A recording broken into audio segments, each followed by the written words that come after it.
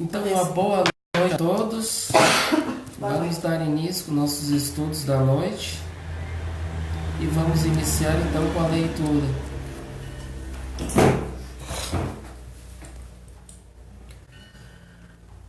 Para você subir na vida, 2 degraus existem de suma importância. São representados por 2 verbos: amar e servir.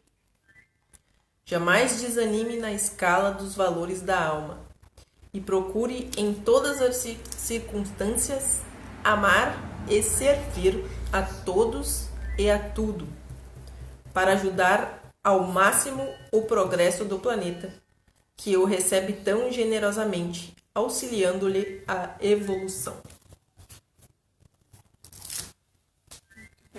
Então vamos fazer a prece. Então nesse momento vamos rogar a Deus com a sua permissão para mais este encontro na noite de hoje. E te rogamos, Senhor, da família espiritual que nos orienta, nos ilumina, que possam nossos mentores, amigos nos inspirarem, que a gente possa ter um ambiente de paz, de harmonia, de proteção, e que o nosso Pai Francisco esteja olhando por todos nós, que possamos ter um ótimo estudo, um ótimo entendimento, e que aqui possamos ser humildes instrumentos, Senhor, de divulgação da doutrina espírita para os corações, que possamos ter um bom proveito, um bom ensinamento desta noite, que ilumine os vizinhos, ao bairro, que tenhamos muita paz no ambiente externo e que ilumine aqueles que vão acompanhar pela internet nos seus lares. E assim, Senhor, então damos início às nossas atividades da noite, que assim seja. Que assim seja. Então estamos ainda no capítulo 15 da Gênesis de Kardec. A gente parou no capítulo 15, os milagres do Evangelho, no item 52. Agora nós vamos para a tentação de Jesus.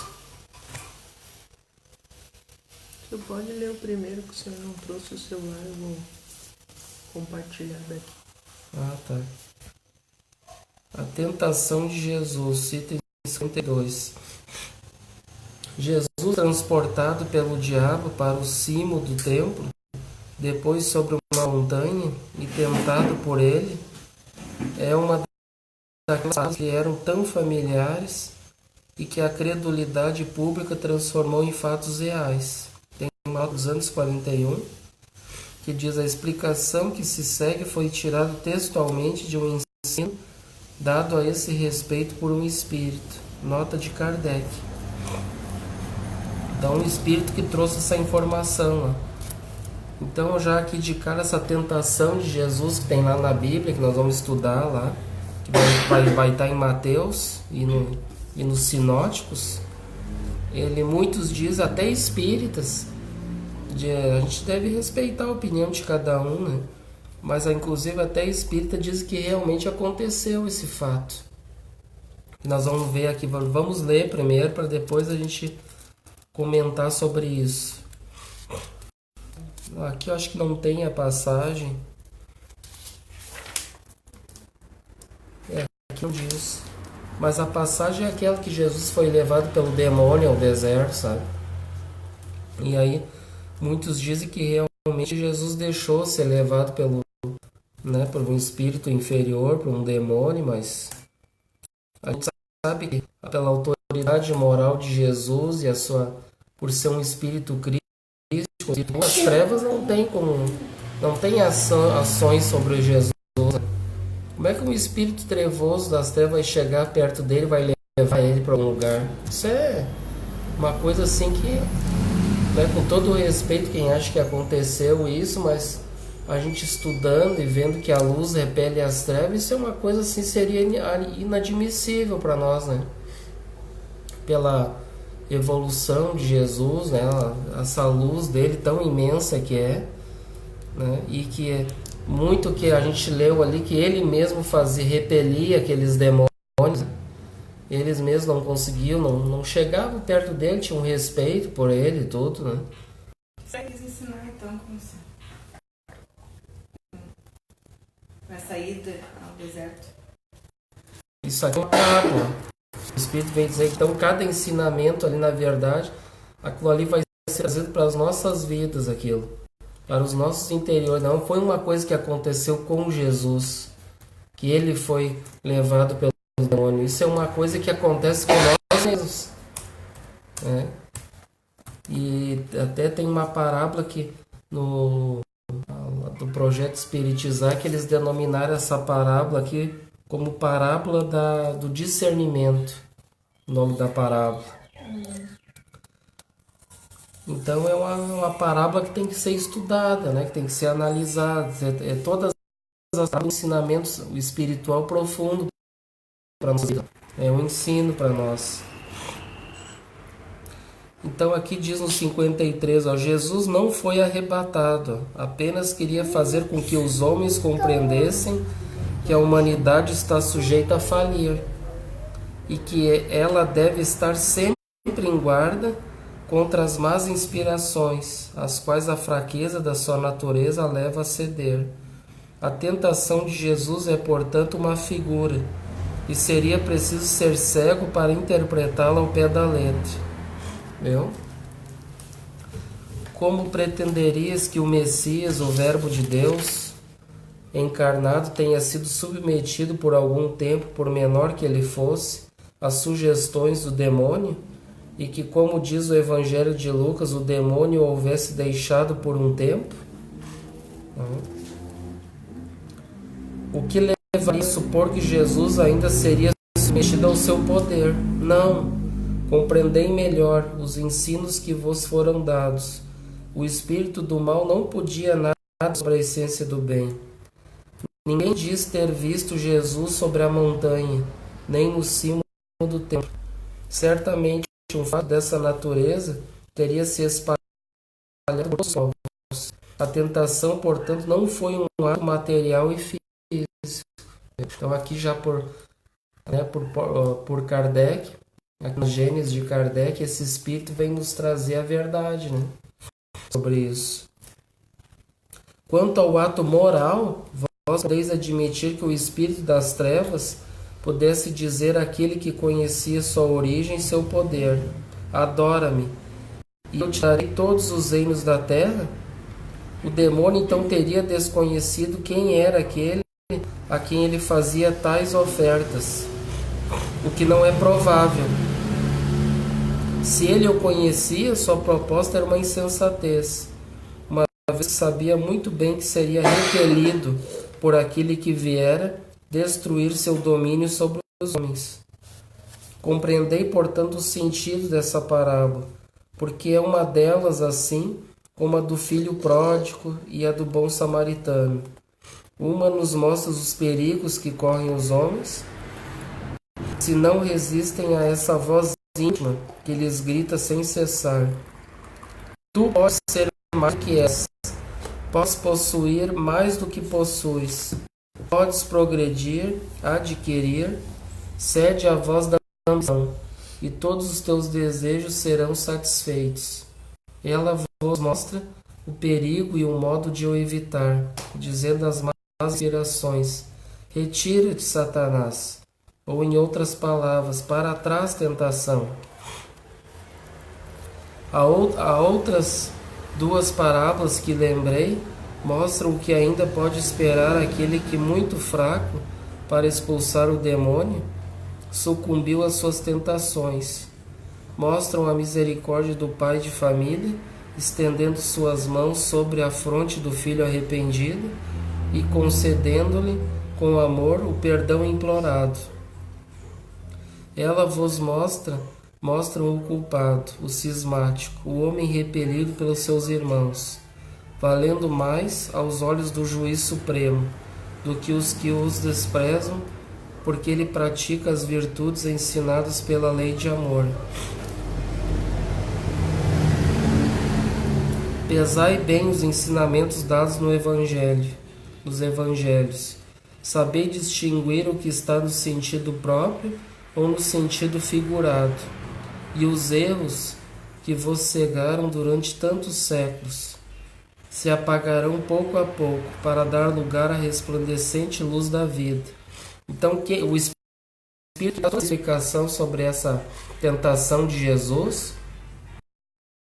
A tentação de Jesus, que não foi, né? Não aconteceu o que ele ficou aqui, foi João Evangelista, nosso pai Francisco, que faz parte da pleide do Espírito do Senhor, né?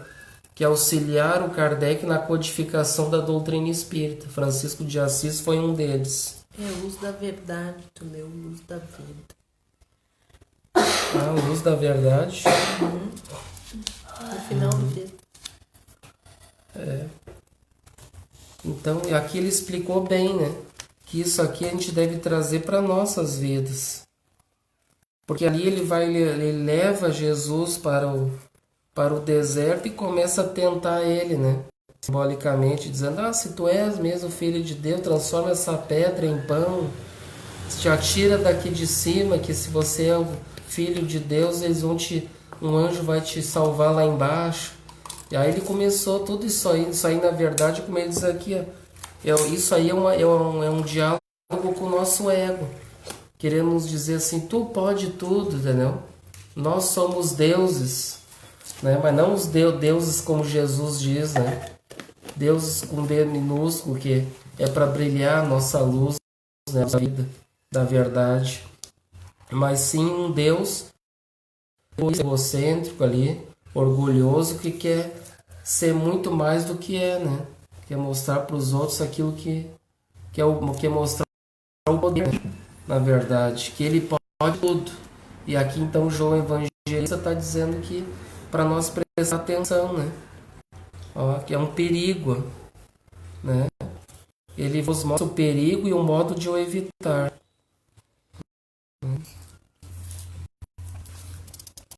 Ele diz, tu podes ser mais do que és, podes possuir mais do que possuis, podes progredir sem a voz da ambição, e todos os teus desejos serão satisfeitos. Então são as tentações que ocorrem nas nossas vidas, coisas que acontecem assim, muitas vezes a gente ouve no livro popular, subiu para a cabeça, muitas vezes, né? Se transformou em outra pessoa, uma pessoa arrogante, né? Poderosa, muitas vezes, e isso então é o nosso ego, que faz com que a gente se transforme numa pessoa, né? Uma pessoa poderosa, uma pessoa que busca as coisas materiais, as riquezas, o orgulho, o egoísmo. E quando nós estudar ela de novo, agora a gente está fazendo um trabalho também das parábolas, né? Então essa aqui que a gente vai, vamos ver se a gente inclui essas parábolas que a gente procura trazer, né? Que tem uma já do projeto, que é a parábola do discernimento, que tem tudo a ver, né? Virtude do discernimento, a gente tem que saber discernir o certo do errado, né? Nas nossas vidas. As tentações tem que sempre passar pelo discernimento. Tudo que nós vamos fazer, isso é lícito, é correto, vai fazer bem para a minha vida, vai fazer bem para o meu próximo, ou vai ser só um pensamento egoísta, né? Só eu quero tirar vantagem disso. Então é tudo isso que ele quis dizer aqui com essa tentação de Jesus, que na verdade é a tentação nossa, né? Não de Jesus, então corrigindo, né? Jesus não teria como ter sido tentado, né? Por ser um espírito crístico, um espírito puro, né? E isso, quem traz para nós isso é Kardec. Então quando Kardec diz uma coisa que os espíritos trazem, né? Daí por João Evangelista, que codificou essa mensagem, o Kardec, através de João Evangelista, então a gente tem que ser fiel às bases, né? Fiel sempre às bases. Porque muitas às vezes eles passam desapercebido, muitas vezes. Que às vezes vai estudando o Evangelho de Jesus e vai recorrendo em outras obras, em outras coisas, ele sai da diretriz principal, que é Kardec. Por isso que eu disse que às vezes espíritas se dizem, não, Jesus passou mesmo por isso. Jesus passou mesmo por isso, mas aqui na Gênese de Kardec já anula tudo isso. Então a gente sempre tem que ser seguir a codificação de Kardec, né? Que é um norte seguro. Então tá, agora vamos então para os prodígios por ocasião da morte de Jesus agora, item 54. Ora, desde a 6ª do dia até a 9ª, toda a terra foi coberta pelas trevas. A um só tempo, o véu do templo se rasgou em 2. De alto a baixo, a terra tremeu. As pedras se fenderam, os sepulcros se abriram e muitos corpos de santos que estavam no sono da morte ressuscitaram. E saindo dos seus túmulos após a ressurreição, vieram à cidade santa e foram vistos por muitas pessoas. Mateus 27, versículos de 45 a 53. Aqui está falando sobre na hora ali da crucificação, da morte do Cristo. Aqui ele traz aqui, depois ele vai dar uma explicada sobre isso, nós vamos acompanhar aqui o estudo de Kardec. Então vamos para o 55. É estranho que semelhantes prodígios ocorrendo no mesmo momento em que a atenção da cidade se fixava no suplício de Jesus, que era o acontecimento do dia, não tinham sido notados, visto que nenhum historiador faz menção a eles. Parece impossível que um tremor de terra a toda a terra coberta de trevas durante 3 horas numa região onde o céu é sempre de uma perfeita limpidez tenham podido passar desapercebidos. A duração dessa obscuridade foi mais ou menos de um eclipse do Sol, mas esses eclipses só ocorrem na lua nova, e a morte de Jesus ocorreu durante a lua cheia. A 14 do mês de Nissan, dia da Páscoa dos judeus. O obscurecimento do Sol também pode ter sido provocado pelas manchas que existem na sua superfície. Em semelhante caso, o brilho da luz se enfraquece sensivelmente, mas nunca a ponto de produzir obscuridade e as trevas. Supondo-se que um fenômeno desse tipo tenha acontecido naquela época, ele teria tido uma causa perfeitamente natural. Aí tem uma nota aqui 242 que diz: na superfície do Sol há constantemente manchas fixas que acompanham o seu movimento de rotação e que serviram para se determinar a duração desse movimento. Às vezes, porém, essas manchas aumentam em número, extensão e intensidade, e é então que ocorre uma diminuição da luz e do calor emitidos pelo Sol. Esse aumento no número de manchas parece coincidir com certos fenômenos astronômicos e com a posição relativa de alguns planetas, o que lhes determina o aparecimento periódico. A duração do obscurecimento varia muito. Por vezes não dura mais do que 2 ou 3 horas, mas em 535 houve um que durou 14 meses. Nota de Kardec. Nossa. Já pensou? 14 meses. Quanto aos mortos ressuscitados, é possível que algumas pessoas tenham tido visões ou visto aparições, o que não é excepcional. Mas como então não se conhecia a causa desse fenômeno, supuseram que Jesus, sem dúvida, associaram essa morte com alguns fatos isolados, aos quais não teriam dado nenhuma atenção em outras ocasiões.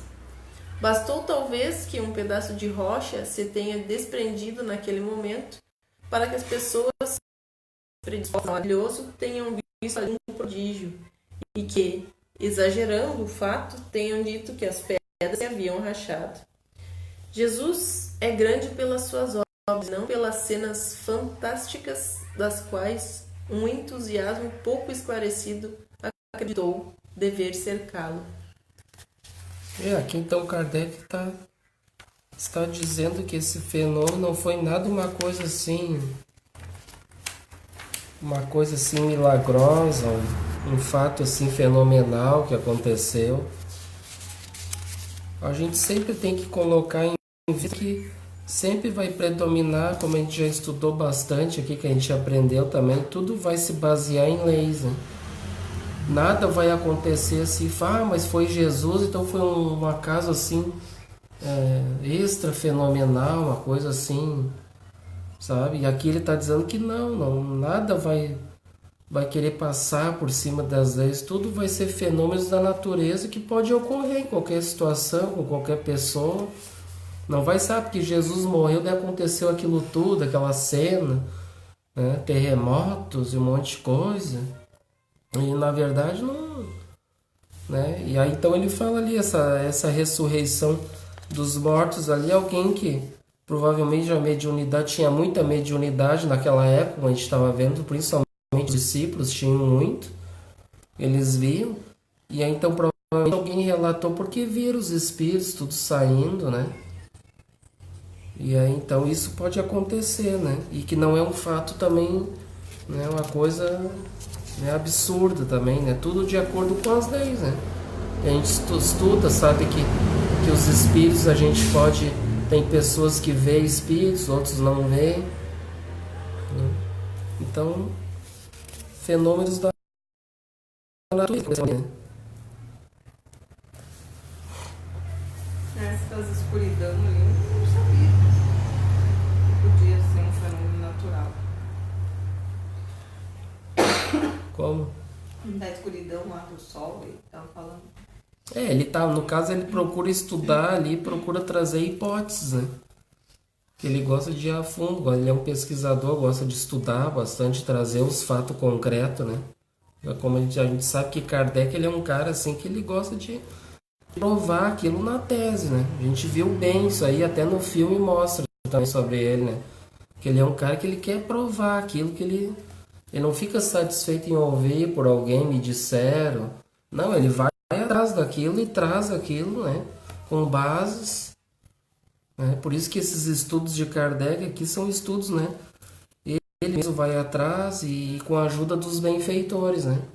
Aqueles que codificaram a doutrina espírita, que vão auxiliar nesse processo, né? Muitas coisas ele não tinha como ele saber, né? Por exemplo, sobre a tentação de Jesus, né? A maioria tinha como um fato que realmente tinha acontecido. Que naquela época de Kardec, quem predominava era a Igreja Católica. Então eles acreditavam nisso. E ele não tinha muito sobre isso, informações, né? Então os benfeitores tinham que trazer para ele as chaves, as informações, senão ele não ia ter como saber. Também precisa aprofundar muito, não deu tempo também, né? Como a gente diz, para fazer um estudo da Bíblia aprofundado, à luz da doutrina espírita. Então fica para nós hoje, nós fica o convite para nós aprofundar, estudar, pesquisar as coisas, né? Ele deixou as chaves, está aqui, agora vocês vão pesquisar, vão estudar, vão dentro dessa chave que é o espiritismo, né? Vai ter um estudo seguro. Então agora vamos para a aparição de Jesus após a sua morte, no item 56.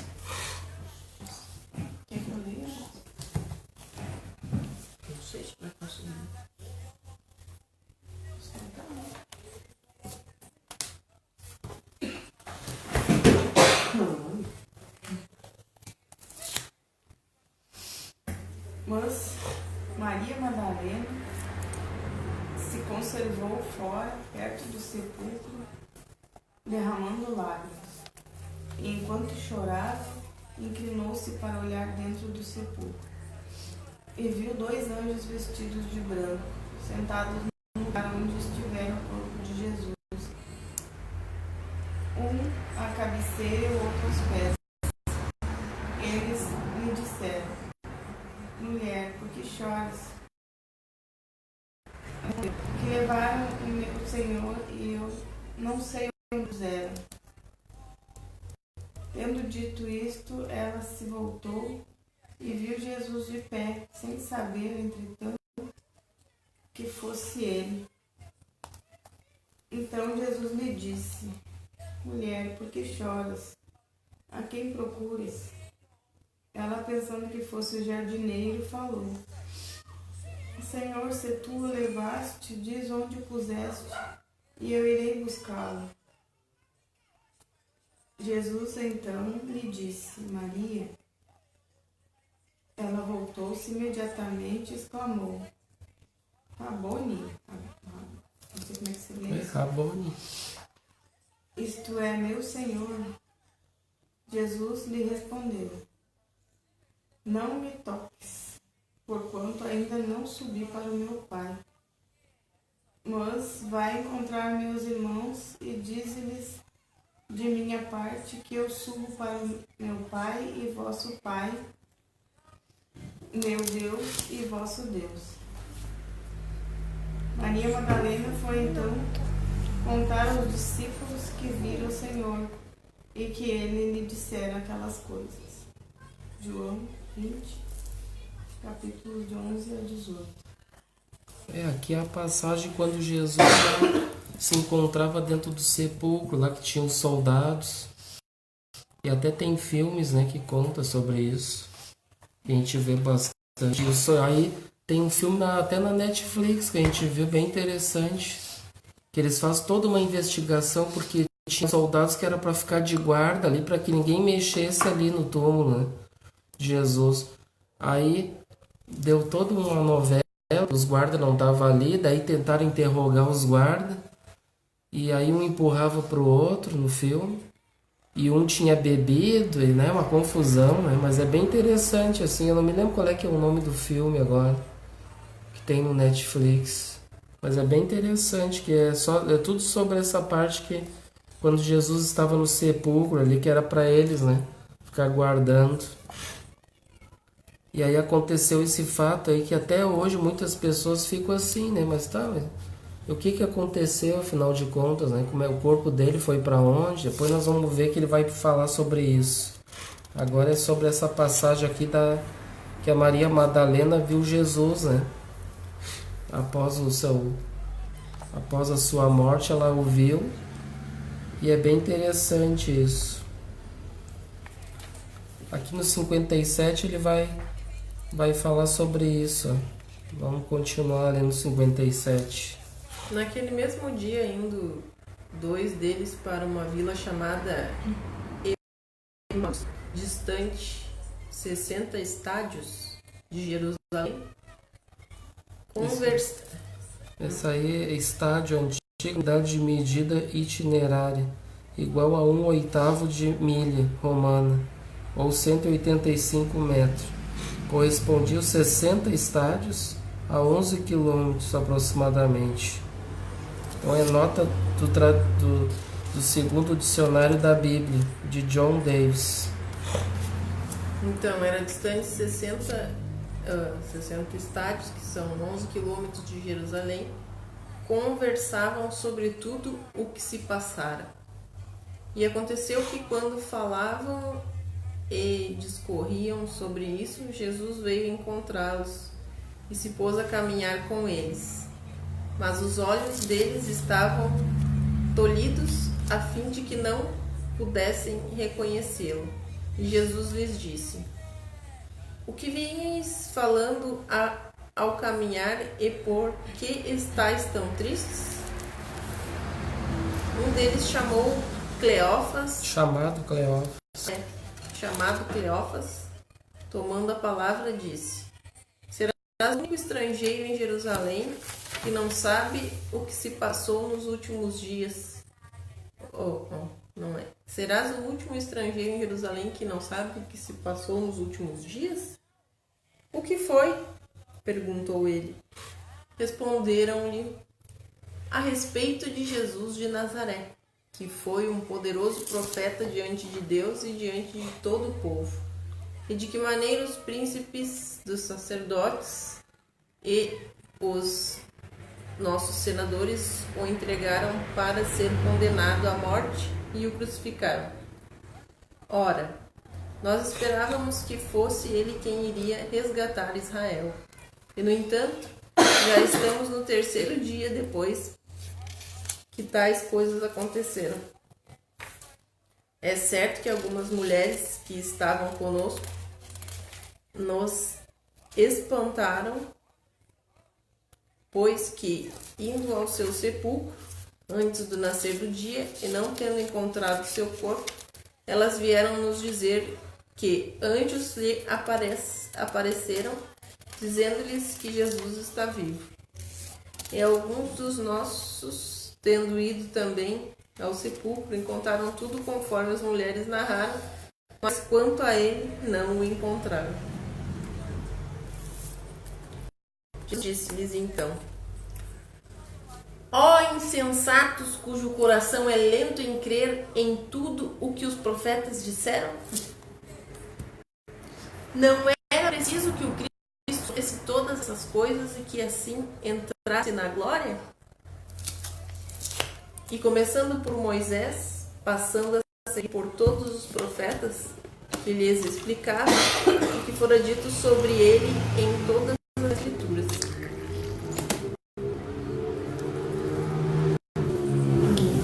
Quando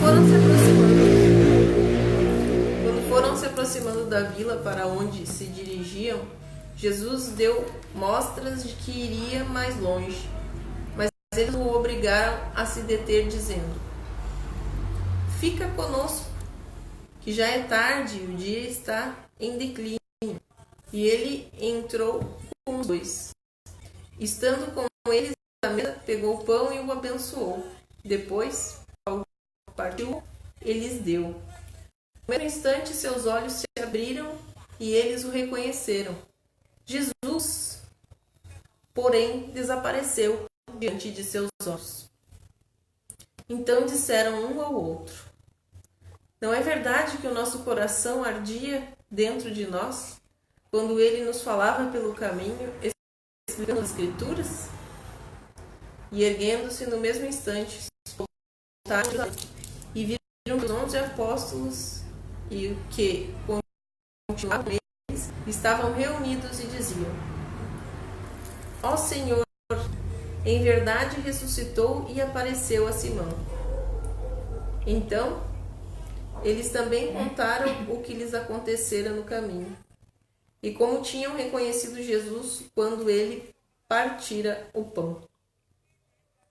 Enquanto assim confabulavam, Jesus se apresentou no meio deles e disse: a paz seja convosco. Sou eu, não vos assusteis. Mas, com a perturbação e o medo de que foram tomados, eles imaginaram estar vendo um espírito.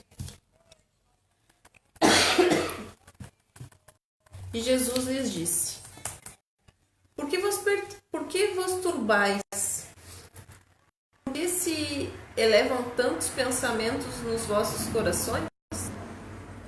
Olhai as minhas mãos e os meus pés, e reconhecei que sou eu mesmo.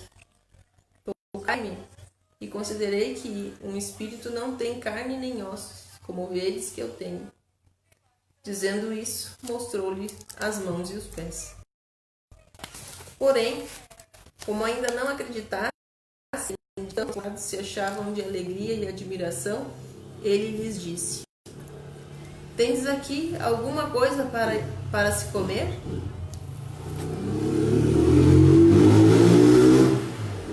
Eles lhe apresentaram um pedaço de peixe assado e um favo de mel. Ele comeu diante deles e, pegando os restos, lhes deu, dizendo: eis que, estando ainda convosco, eu vos dizia que era necessário que se cumprisse tudo o que foi escrito de mim na lei de Moisés, nos profetas e nos salmos. Ao mesmo tempo, abriu-lhe o Espírito a fim de que entendessem as Escrituras. E lhes disse: é assim que está escrito, e é assim que se fazia necessário que o Cristo sofresse e ressuscitasse dos mortos no terceiro dia, e que se pregasse em seu nome a penitência e a remissão dos pecados em todas as nações, a começar por Jerusalém. Ora, vós sois testemunhas dessas coisas. Eu vou enviar-vos o dom de meu Pai, que vos foi prometido. Mas por enquanto, permanecei na cidade até que eu vos haja revestido da força do alto.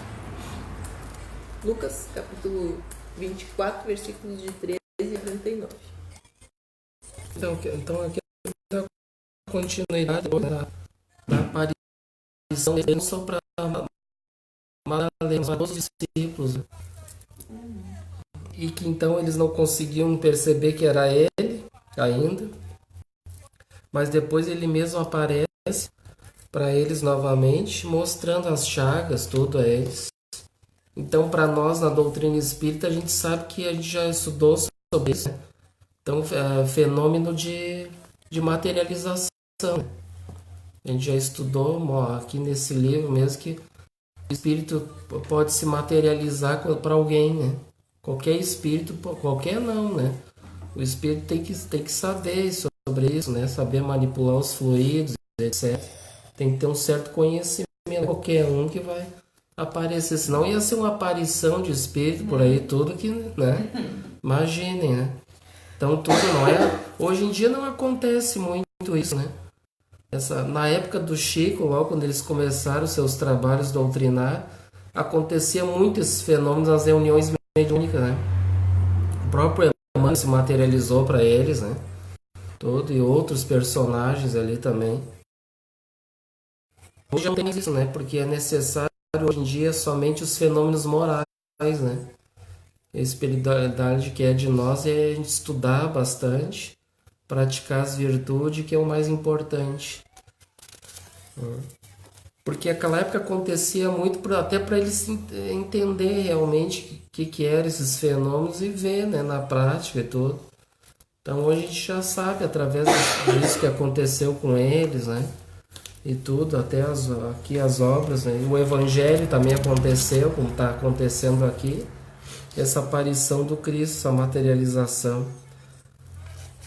Que depois em outros momentos também no Evangelho que ele aparece para eles também, né?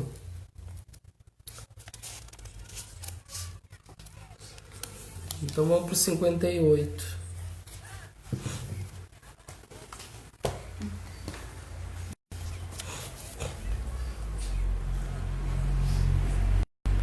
Ora, Tomé, um dos 12 apóstolos, chamado Dídimo, não estava com eles quando Jesus veio. Os outros discípulos então lhe disseram: vimos o Senhor. Tomé, porém, lhes disse: se eu não vir nas suas mãos as marcas dos cravos que as atravessaram, se não puser o dedo no buraco feito pelos cravos e a mão na chaga do seu lado, não acreditarei absolutamente. Nossa.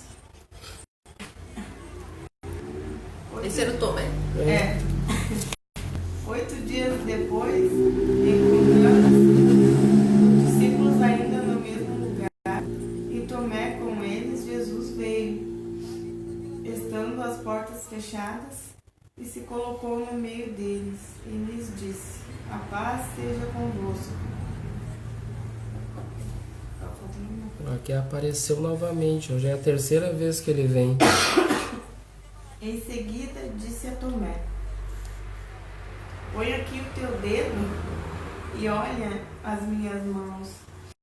Estende também a tua mão e coloca-a no meu lado, e não sejas incrédulo, mas fiel. Tomé lhe respondeu: meu Senhor e meu Deus. Jesus lhe disse: tu creste, Tomé, porque viste.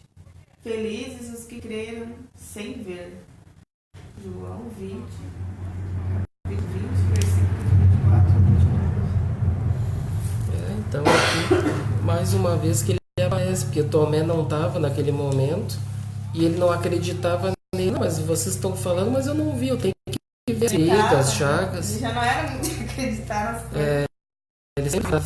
Aí, depois de 8 dias, ele aparece novamente quando ele estava ali. Era para ele realmente crer que ele estava, né? Ele estava ali entre eles. e ele tocou tudo as chagas. Eu fui parente do Tomé, certo? Por isso que tem muitos que dizem, né? Tem esse dito popular, né? Tem que ser São Tomé, né? Tem que ser que nem Mas São tem Tomé, gente que só vê. vendo pra crer. Tem gente que vê, mesmo assim não acredita, né? Diz que é coisa da minha cabeça, foi ilusão de ótica, qualquer coisa. Pois é. Daí, então, muitos que tem que ver, né? Isso é nem, por exemplo, a doutrina espírita. Mas essas coisas de espírita, eu nunca vi essas coisas. Como é que é? Reencarnação, mundo espiritual. Ninguém vem lá pra me contar como é que é lá, quando morre. Daí fica nisso aí, que nem São Tomé, assim, né? Tá esperando que contem pra ele, que mostre. E pode ainda correr o risco de não acreditar, porque a pessoa é muito material, né? Daí ela pode não... Isso aí pode ser, na verdade, mais uma válvula de escape, né? Para as pessoas incrédulas, né? Que não viu para crer, mas é capaz de ver e não acreditar. Igual, não, isso aí é sei lá, uma assombração, a outra coisa, né?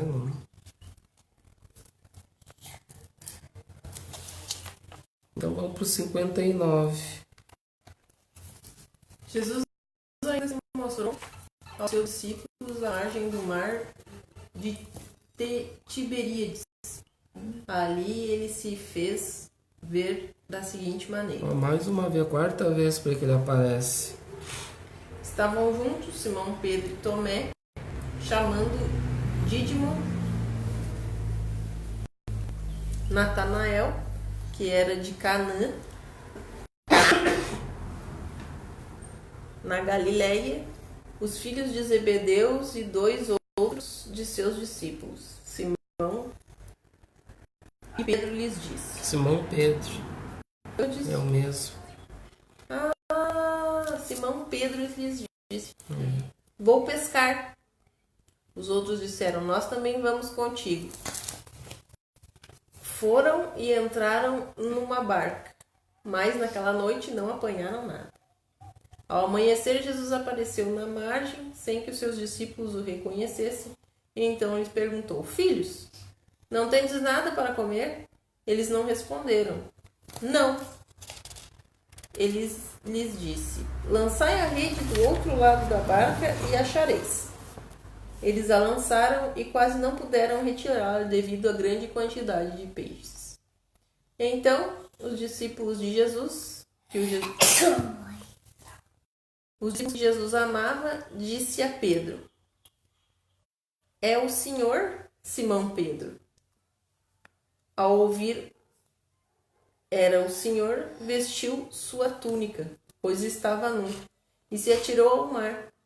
Os outros discípulos vieram com a barca e, como não estavam distantes da praia, mais do que 200 covados, que é isso? Côvados. 200 côvados é uma antiga unidade de medida de comprimento, equivalente a 66 centímetros. 200 côvados são iguais a 132 metros. Nota segundo o dicionário Almeida da língua portuguesa. Puxaram daí a rede cheia de peixes. João, capítulo 21, versículos de 1 a 8. Então aqui mais uma aparição dele, a quarta, que ele aparece quando eles estavam tentando procurar peixe, não encontravam nada, e o Cristo aponta para eles um lugar para atirar a rede, e eles então atiram e se enchem a rede de peixes. Então mais uma aparição dele, né? Então vamos para o 60. Depois disso, ele os conduziu para fora da vila, em direção da Betânia. E tendo levantado as mãos, os abençoou. E após abençoá-los, separou-se deles e foi levado ao céu. Quanto a eles, depois de o terem adorado, voltaram para Jerusalém cheios de alegria. E estavam constantemente no templo, louvando e bendizendo a Deus. Amém. Lucas, versículo 24, capítulo 24, versículo 50 a 53.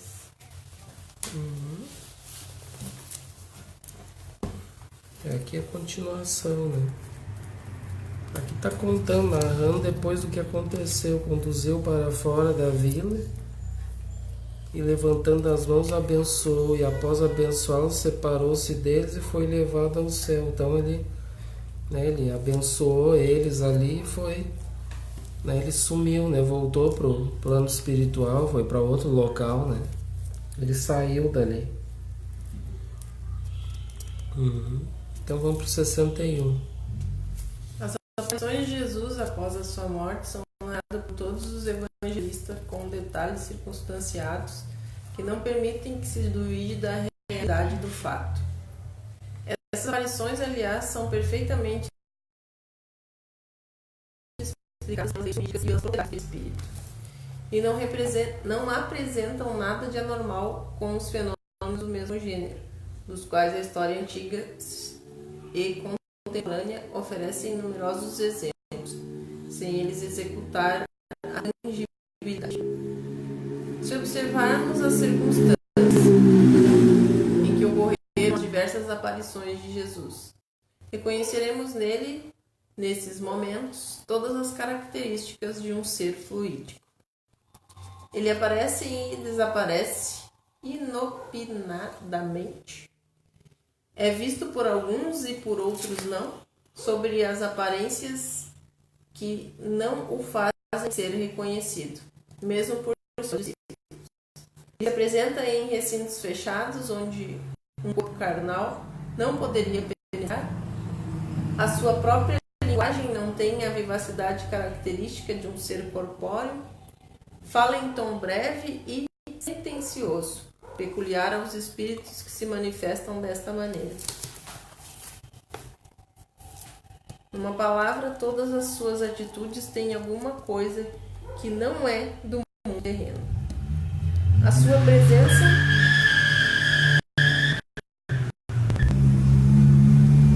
causa simultaneamente surpresa e medo. Ao vê-lo, seus discípulos não lhe falam com a mesma liberdade. Eles sentem que esse não é mais um homem.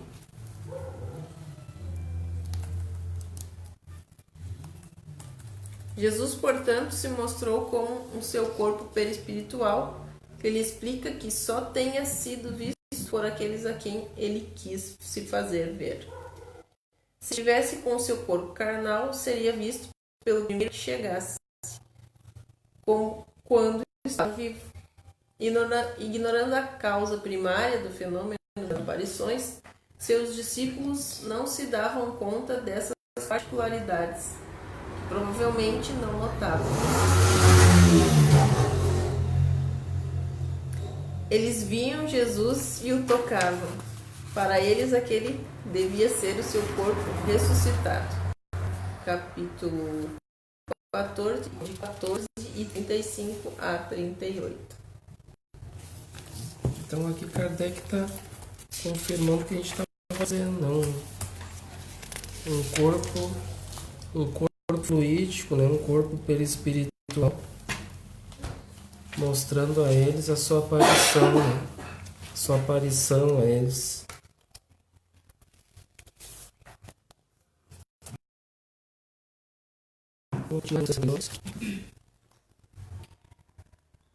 Enquanto a incredulidade rejeita todos os fatos praticados por Jesus, tendo uma aparência sobrenatural, e os considera sem exceção como lendários, o Espiritismo dá uma explicação natural à maior parte desses fatos.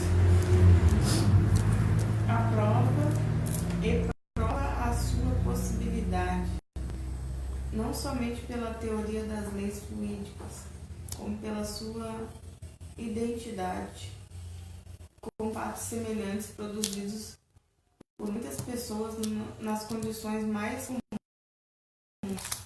Esses fatos, de certo modo, de domínio público, eles não provam nada, em princípio, com relação à natureza excepcional de Jesus.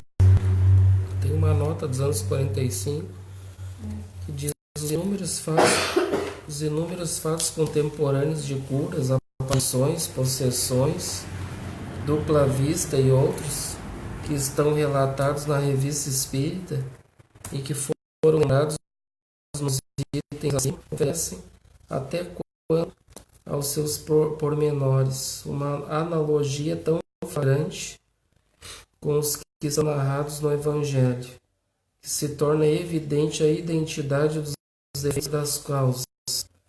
Pergunta-se por que o mesmo fato teria uma causa natural hoje e sobrenatural outrora? Seria diabólica para alguns e divina para outros? Se fosse possível colocá-los aqui em frente uns dos outros, a comparação seria mais fácil. Porém, a quantidade desses fatos e o tempo de narração que a maioria deles necessita não o permite. Nota de Kardec. Então, os fatos que aconteceram no Evangelho, e Kardec fez todo esse estudo também sobre todos esses fenômenos que está mostrando na prática. A gente citava ali as revistas espíritas, que ele dava fenômeno de aparição, de tangibilidade ali, e ele dava os exemplos na revista espírita para ir lá para ver os casos que aconteceu. Por isso que eu digo, Kardec, como a gente estava comentando, os estudos, tudo que ele fez não foi uma coisa assim, foi só o que os espíritos disseram para ele. Não, ele comprovava com fatos, ele ia lá, analisava, comparava, deduzia, fazia todo aquele estudo, aquela análise concreta ali para realmente definir o argumento, né? Nada ele ficava só no que os espíritos disseram, tanto que ele fazia que ele estava na revista Espírita os fenômenos que aconteciam, né? Esses fenômenos aqui de aparições, né? E que aconteciam, tudo isso aí acontecia no Evangelho. Esses fenômenos que a gente está vendo agora, depois aconteceu com Kardec. Kardec estudou isso aí tudo, trouxe para nós. É uma coisa muito assim, fenômenos nada de excepcional, né? Tudo fenômenos da natureza. Agora é o 63.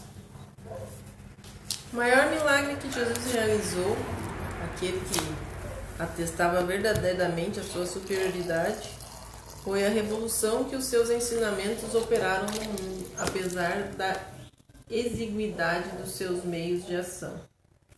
Com efeito, Jesus, obscuro, pobre, nascido na condição mais humilde, no meio de um pequeno povo, quase ignorado e sem preponderância política, artística ou literária, não pregou mais que 3 anos. Durante esse curto espaço de tempo, é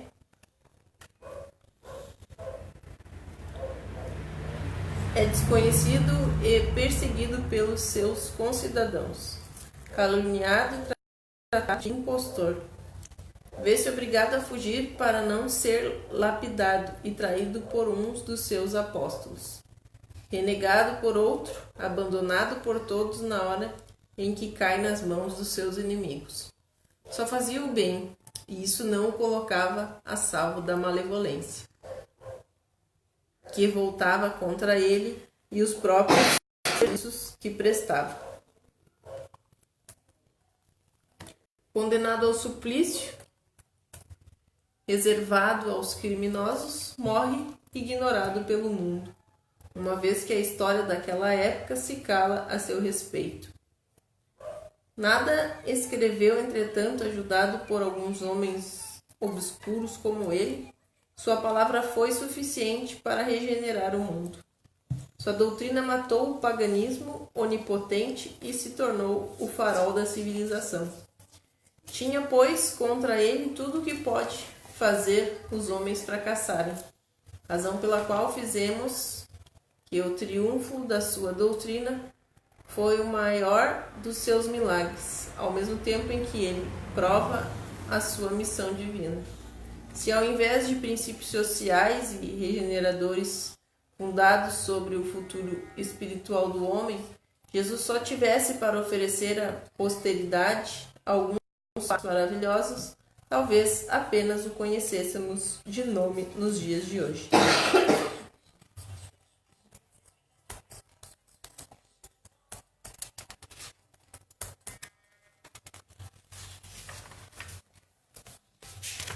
Então aqui, ele diz aqui, a nota de 246, o único que comenta, o historiador judeu Flávio Joséfo, é o único que fala sobre ele, diz bem pouca coisa, que é a nota de Kardec, que fala sobre o que aconteceu sobre isso, né? Ele está fazendo um estudo aqui. Então, como diz aqui, então tudo que ele passou, aconteceu com ele, fazendo só o bem, né? E fundado sobre o futuro espiritual do homem. Jesus só tivesse para oferecer à posteridade alguns fatos maravilhosos, talvez apenas o conhecêssemos de nome nos dias de hoje. Então tudo isso foi importante, né, para mostrar para nós e trazer esses fenômenos, tudo porque hoje, infelizmente, como a gente diz, a doutrina espírita não é só mais uma religião que vem competir com as outras, que vem assim concorrer, essa é uma religião que, né?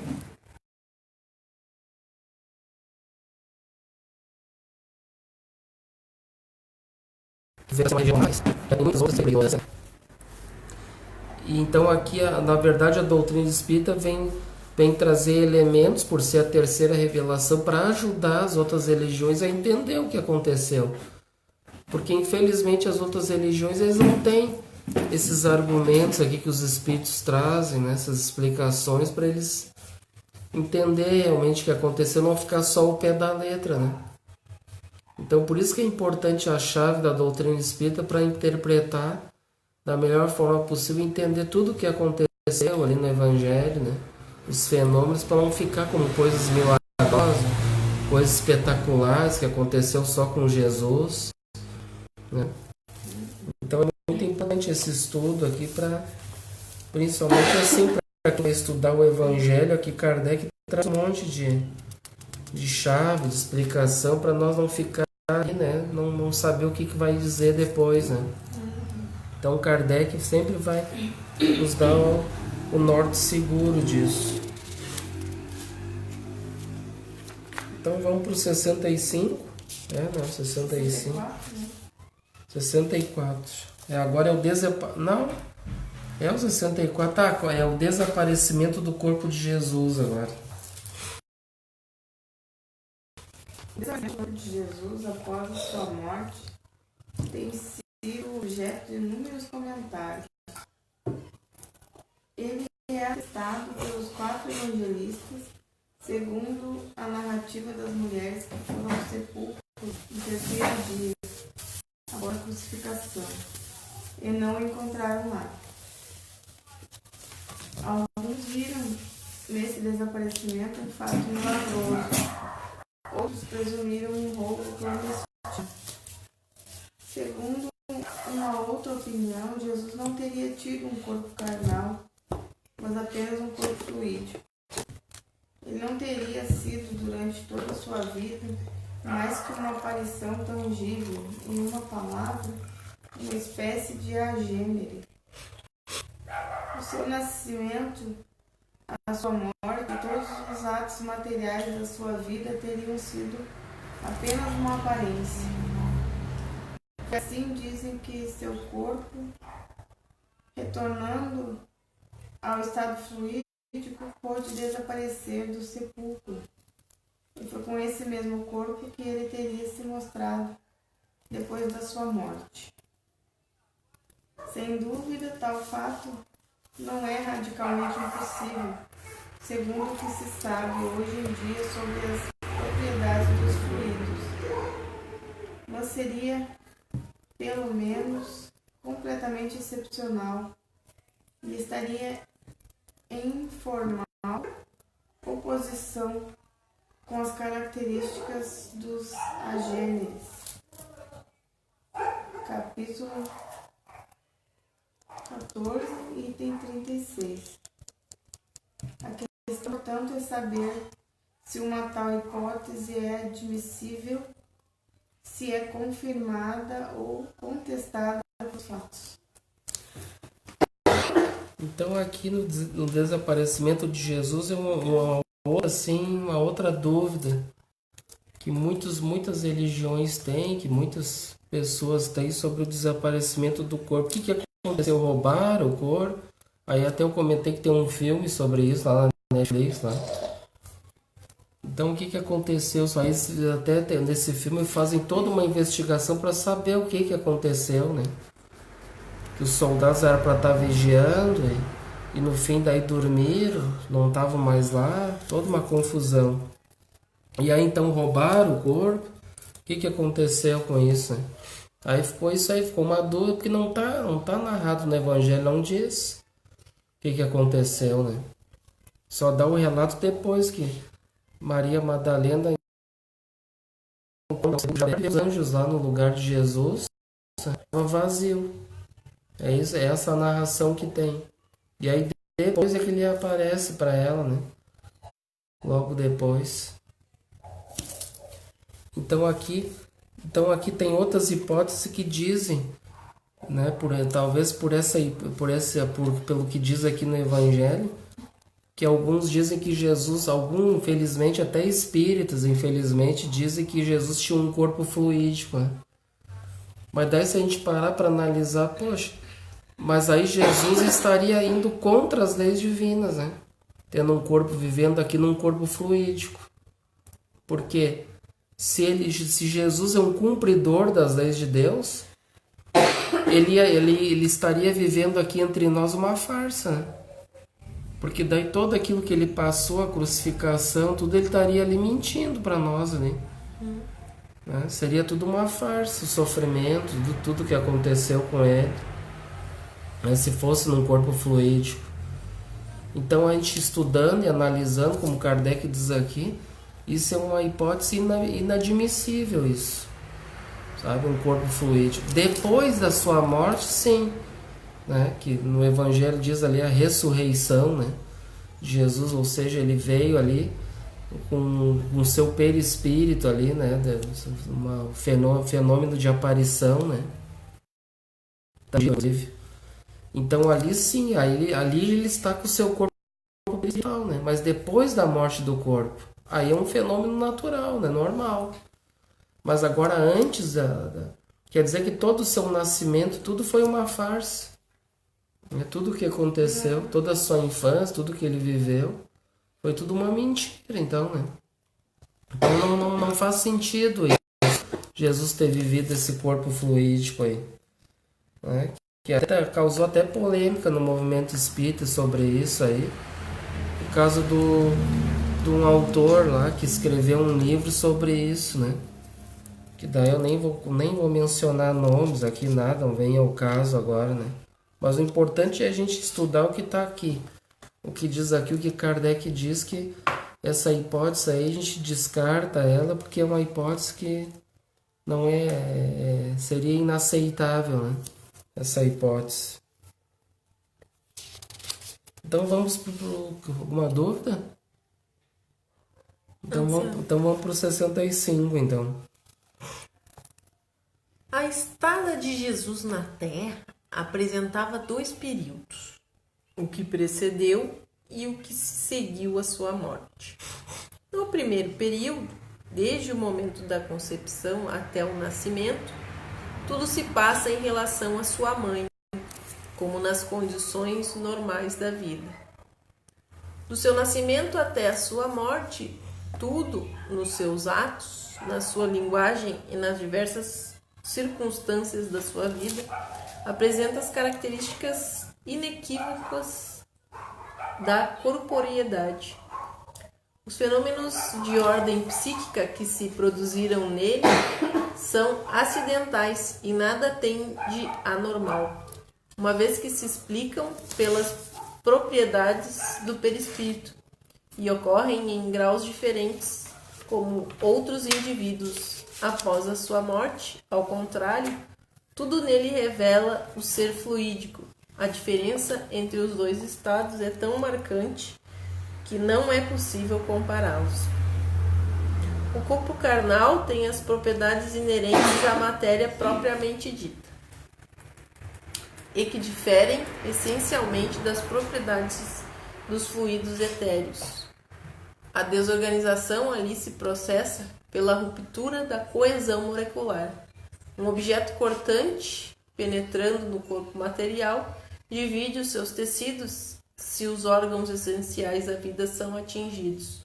O seu funcionamento cessa e a morte é a consequência, isto é, a morte do corpo. Não existindo essa coesão nos corpos fluídicos, a vida não repousa no funcionamento de órgãos especiais, e nele não se podem produzir desordens análogas. O instrumento cortante, ou outro qualquer, penetra num corpo fluídico como em um vapor, sem lhe ocasionar qualquer lesão. Eis porque os corpos dessa espécie não podem morrer, e porque os seres fluídicos, chamados de agêneres, não podem ser mortos. Aqui novamente ele está falando sobre os agêneres, que é esse fato de conviver em corpo fluídico, que realmente, novamente, ele está comprovando aqui os fatos que não faz sentido, porque lá todo o sofrimento que ocorreu, né, o Jesus sangrando, a coroa de espinho, depois tem um próprio Chico narra uma vez que Jesus não sofreu só ali aquele suplício, mas ele ficou assim uma noite toda sendo torturado, né, pelos soldados lá. Ou seja, antes deles colocarem aquela roupa, a roupa de rei ali, e colocar da coroa de espinho, ele sofreu muito, ele ficou apanhando a noite toda. E eles batiam nele com sacos de areia, porque os sacos de areia ele machuca por dentro dos olhos. E aí Jesus ficou num estado assim muito crítico que o Chico narra que ele chegava lá na parte genital, chegava ali ficar pingando sangue, ou seja, que ele já estava por dentro, já estava todo já estourado por dentro, né? Então o sofrimento foi muito grande, né? Muito forte isso, né? E daí por isso que eles botam, né? Eles não podiam, eles batiam com um saco de areia para ficar machucado por dentro, depois não ver, porque não poderia fazer isso, né? Isso era um crime, que ele já estava sendo condenado, foi condenado à morte, ao suplício, né? Então não era para eles ter feito isso com ele. Então, Jesus sofreu muito, olha, ele sofreu muito mais do que a gente pensa, do que só mostra nos filmes, ele só levando aquela cruz, levou umas chicotadas. Não, ele sofreu muito mais antes disso tudo. Sofreu calado, tá? Então é muito forte isso tudo, mas foi uma coisa que aconteceu. Isso aí foi uma entrevista, uma vez que fizeram com o Chico lá, que eles foram perguntar para ele como é que foi a morte de Jesus. E aí diz que o Emmanuel estava junto com ele ali, o Emmanuel levou ele lá, mostrou toda uma cena para ele do que aconteceu. Foi fantástico, né, pro Chico, né? E ele só foi narrando o ocorrido. Coitado, Chico, ainda vive isso. É. Foi perguntar, né?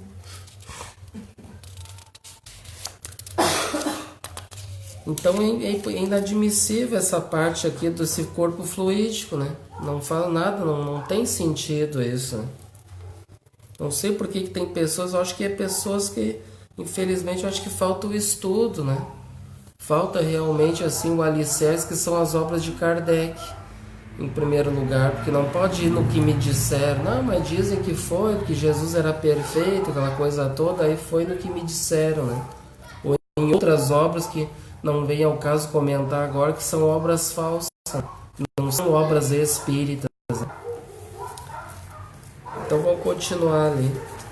Após o suplício de Jesus, seu corpo fluídico, lá inerte e sem vida, ele foi sepultado como os corpos comuns e todos puderam vê-lo e tocá-lo. Após a sua ressurreição, quando quis deixar a terra, ele não morreu de novo. Seu corpo se elevou, desvaneceu e desapareceu, sem deixar qualquer vestígio, prova evidente de que esse corpo era de uma outra natureza, diferente daquele que pereceu na cruz. de onde se deve concluir que, se Jesus pôde morrer, é porque tinha um corpo carnal. Em consequência das suas propriedades materiais, o corpo carnal é a sede das sensações e das dores físicas que se repercutem no centro sensitivo ou espírito. Não é o corpo que sofre, é o espírito que recebe o contragolpe das lesões ou alterações dos tecidos orgânicos. Num corpo privado do espírito, a sensação é absolutamente nula. Pela mesma razão, o espírito que não tem corpo material não pode experimentar o sofrimento, que são o resultado da alteração da matéria, de onde também é forçoso concluir que se Jesus sofreu materialmente, o que não se pôde duvidar, é porque tinha um corpo material de uma natureza semelhante ao dos corpos de toda a gente. Novamente ele está confirmando os fatos que realmente era um corpo que, né, um corpo de carne, né, que sofreu, né, que sangrou, porque um corpo fluídico ele não sangra, né, ele não tem sangue físico, né? Então é uma coisa. Ele teria sido um teatro. Daí teria sido uma farsa tudo aquilo. Então vamos para o 66. Aos fatos materiais vem se juntar considerações morais importantíssimas. Se Jesus houvesse estado durante sua vida nas condições dos seres fluídicos, não teria experimentado nem a dor, nem nenhuma das necessidades humanas.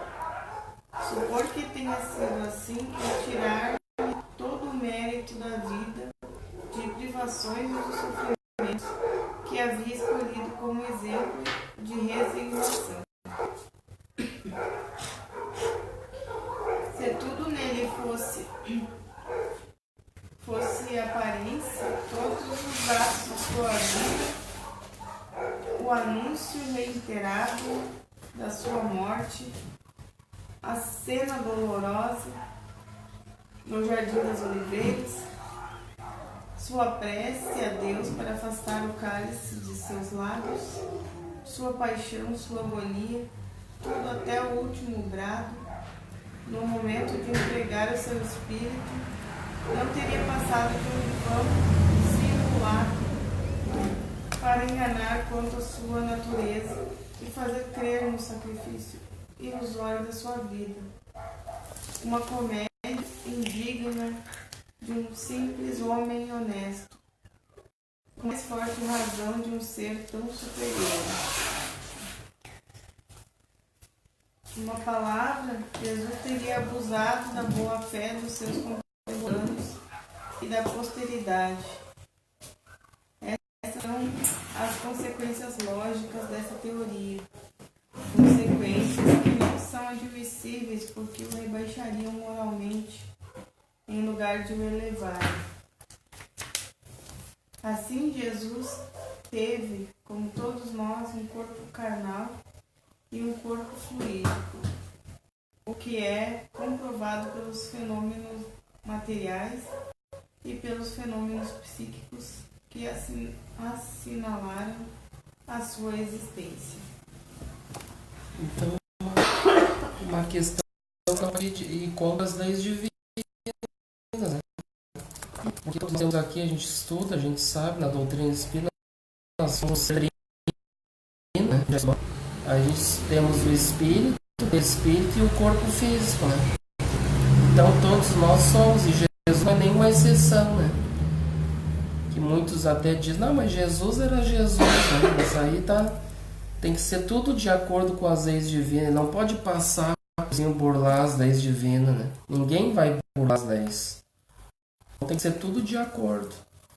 É claro que a gente sabe que não vai comparar o nosso perispírito com o perispírito do espírito crístico como Jesus. Isso é uma coisa que a gente sabe que o perispírito dele, com certeza, o perispírito muito mais evoluído, né? Mas ele teve que, claro, né, que se reduzir aqui entre nós aqui e pegar os fluidos aqui desse mundo aqui, desse mundo físico, e com certeza ele pegou a melhor parte dos fluidos que tinha aqui, mas desse mundo, né? Não vim com coisa de outro mundo, porque ele teve que reencarnar aqui. Então, com certeza, ele pegou os fluidos, os mais rarefeitos aqui do nosso plano aqui, né? Para poder viver aqui. Mas a evolução espiritual dele, com certeza, né? Isso não tem comparação com a nossa, né? Com os demais, ele por ser o nosso mestre, né? E conhecer todos nós, né? Então aqui Kardec está ali, né? Batendo em cima, ali mostrando, comprovando, tá aqui, dizendo, né? Batendo, quantas vezes já bateu na mesma tecla, dizendo que isso seria uma coisa inadmissível, né? Então ele quis mostrar ali, comprovar aqui, trazendo para nós, né, as provas sobre tudo isso, né? Que para nós hoje, né, aqui ninguém tem dúvida sobre isso, né? Uma coisa que ele, mas com certeza quis deixar um fato bem registrado, né, para ficar bem saliente. Então vamos para o 67. A que se reduziu o corpo carnal? É um problema cuja solução não se pode deduzir até nova ordem, exceto por hipóteses, pela falta de elementos suficientes para afirmar uma convicção. Essa solução, aliás, é de uma importância secundária e não acrescentaria nada aos méritos do Cristo, nem aos fatos que atestam de uma maneira bem perentória sua superioridade e sua missão divina.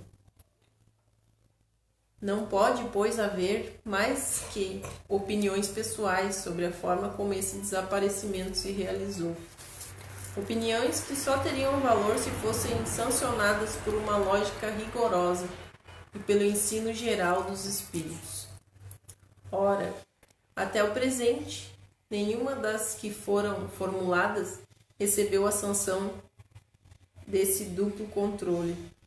Se os espíritos ainda não resolveram a questão pela unanimidade dos seus ensinamentos, é que certamente ainda não chegou o momento de fazê-lo, ou porque ainda faltam conhecimentos com a ajuda dos quais se poderá resolver pessoalmente.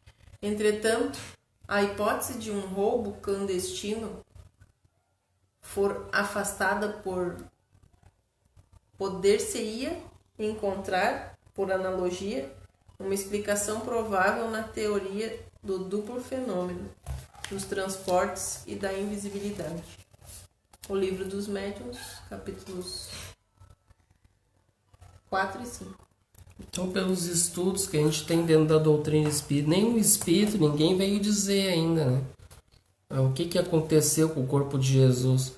Porque, na verdade, isso aí também fica só a caso de curiosidade para nós, né? O que vai mudar a nossa vida, o fato de o corpo de Jesus sumir, o que aconteceu?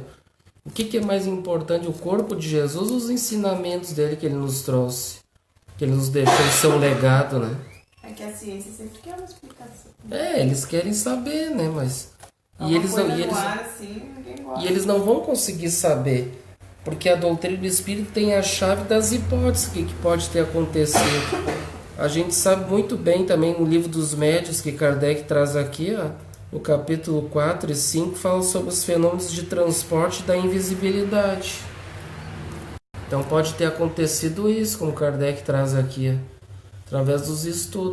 O Kardec estudou, ele sabe que um corpo pode se transportar de um lugar para o outro. Pode.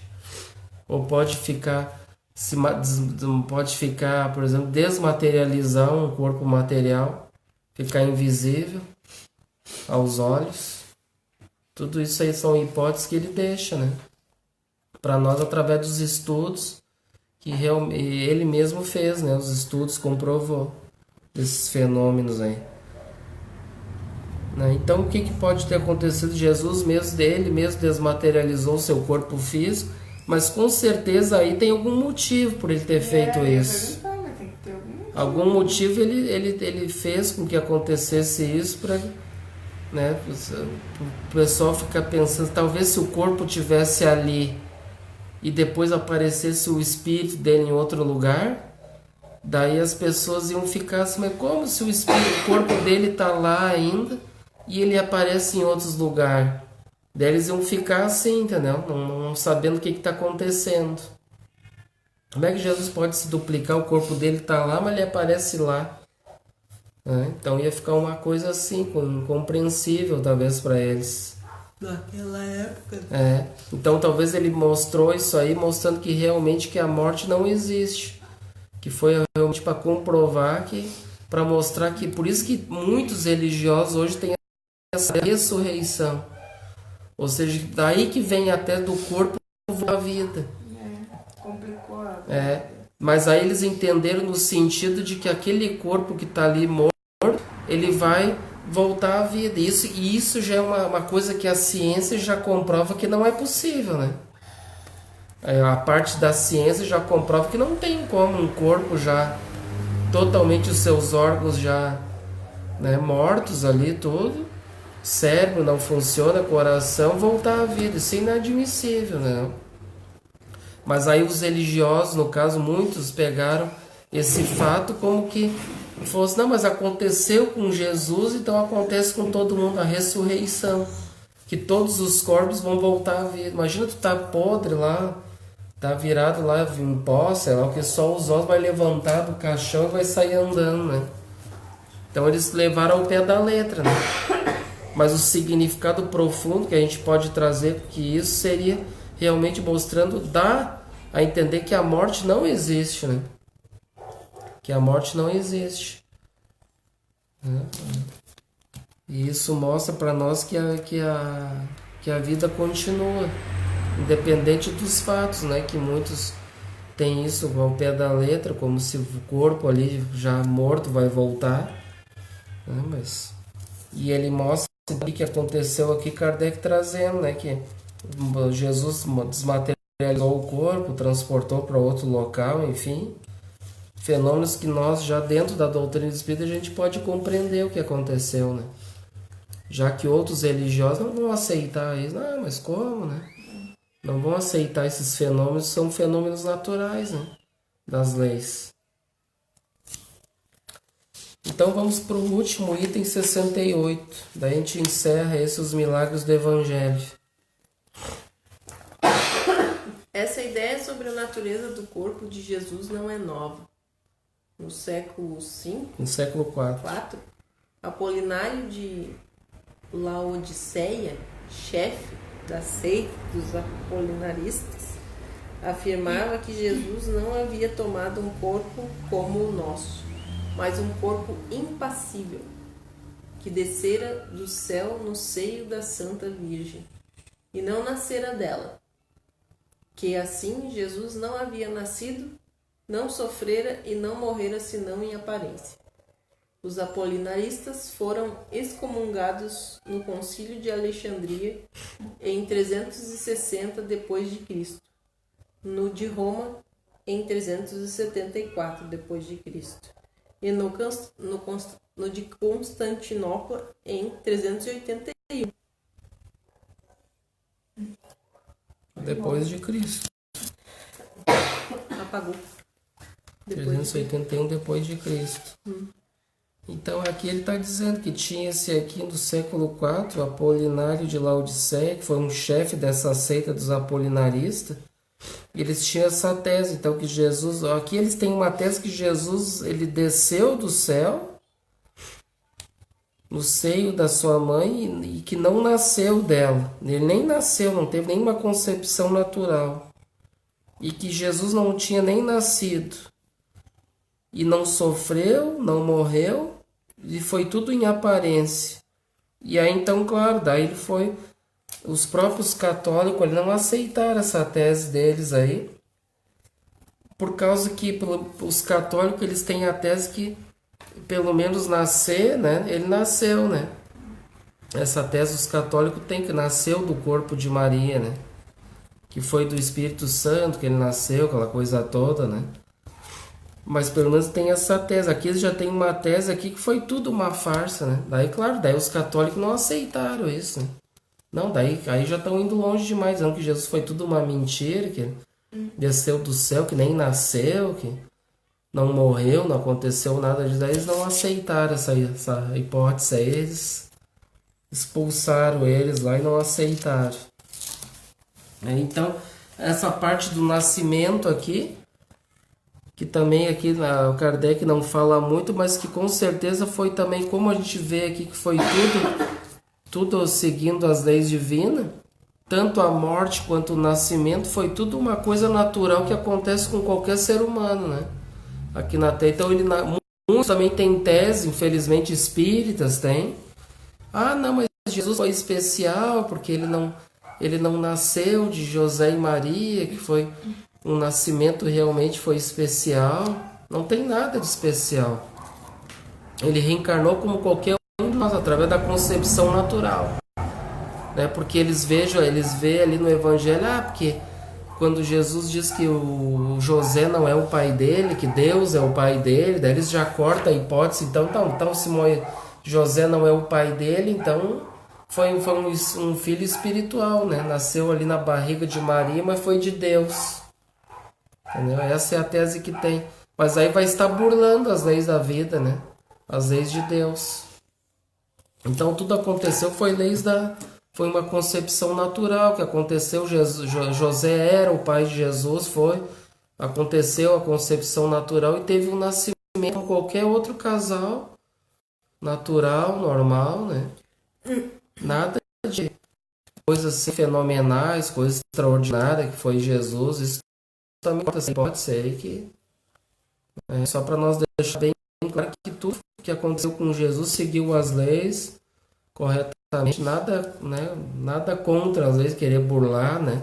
Um caso especial não é porque foi especial, porque foi Jesus, então foi outro tipo de coisa que aconteceu, nada disso, né? Então é bom deixar bem claro que ele nasceu como qualquer outro e morreu também como qualquer outro. Isso é importante que Kardec trouxe aqui para nós, que isso aconteceu, ao contrário de muitos que dizem, infelizmente, querem deturpar, né, que não nasceu, ou então que não morreu, ou que teve um corpo fluídico, né, que também o Kardec cortou bem essa hipótese também, né, uma hipótese inadmissível. Então, só para deixar bem claro, né. Então, a gente termina aqui os milagres do Evangelho, do capítulo 15 em Sé, que nos trouxe bastante ensinamento, né? Ali dos milagres e das curas que Jesus operava, que não foi nada de milagre, né? A gente vê que foi tudo fenômenos naturais, né? Que aconteceu através da ação dos fluidos, né? E da fé das pessoas, que a gente viu ali que aconteceu, que a gente já estudou, por isso a gente estudou antes, né? O capítulo 14 foi só sobre os fluidos, né? A gente estudou, basta para o Evangelho. Então é necessário que a gente estude sobre os fluidos, e como a gente já disse, até para quem vai trabalhar na casa espírita, nos passos, tudo, para entender o que está acontecendo, né? Não foi nada de extraordinário que aconteceu com Jesus também. Então a gente encerra e o próximo estudo a gente entra nas predições segundo o Espiritismo. E daí é o último capítulo, né, desse livro.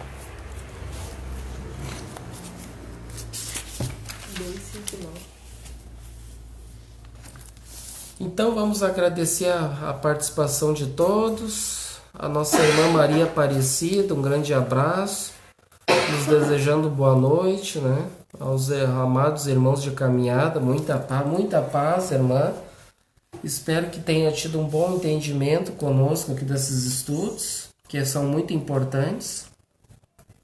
E agradecemos também a todos aí que também não podem nos manifestar, mas que ficaram assistindo conosco, ou que vão assistir depois.